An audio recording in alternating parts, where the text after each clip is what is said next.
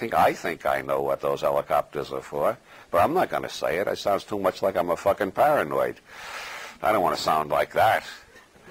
Yeah, let's see. He had his hand up. No, you had your hand up even earlier, but it went down. Well, so you're first. I just wondered if you could talk a little bit about nanotechnology and the latest AI models. They had a Star Trek: The Next Generation thing on the nanites.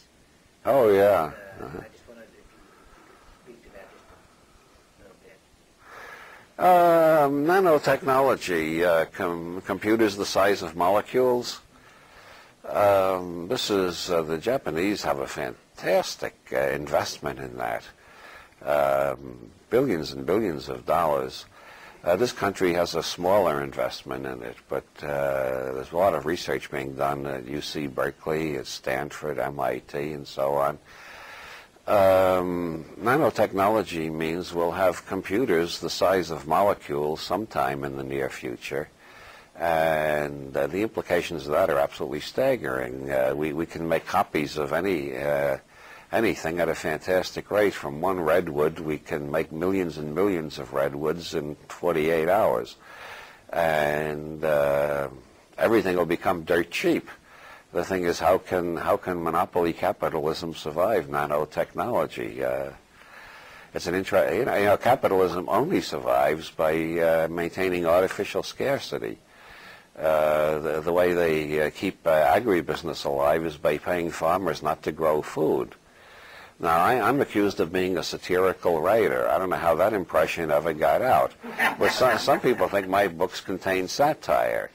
But since the mid-1930s, that's nearly 60 years now, the United States government has been paying farmers not to grow food, while we know that there's 100,000 people starving on this planet every month. No, it's 100,000 every day, I think, is the current figure. Yeah, I just slept. It's 100,000 every day, millions every year, millions, and we're paying farmers not to grow food while people are starving. This is the best way to manage a planet.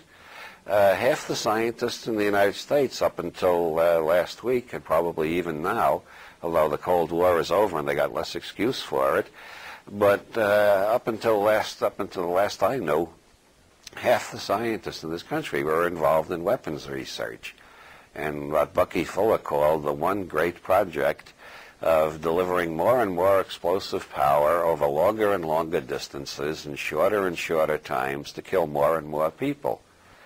Now, if we put enough money into that, eventually we can get to the point where you can deliver infinite explosive power over infinite distances and infinitesimal times and kill every sentient being in the universe. Isn't that a great triumph for the human intellect? Well, it makes sense in a society where we're paying farmers not to grow food while people are starving.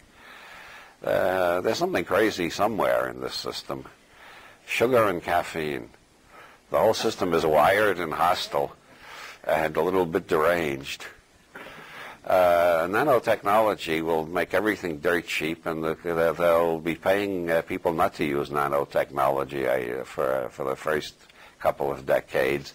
But other parts of the world have different approaches to economics, so nanotechnology will come into use, especially in Japan, where they think they can adjust to it, and they're spending a lot of money on the research. Another interesting effect of nanotechnology is that theoretically it looks like we can build computers that will go through a human body and check every cell, and if there's anything wrong with the cell, they'll repair it on the subcellular level.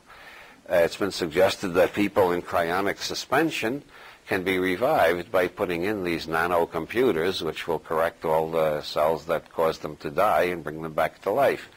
That's been suggested by K. Eric Drexler of the Foresight Institute, used to be at MIT.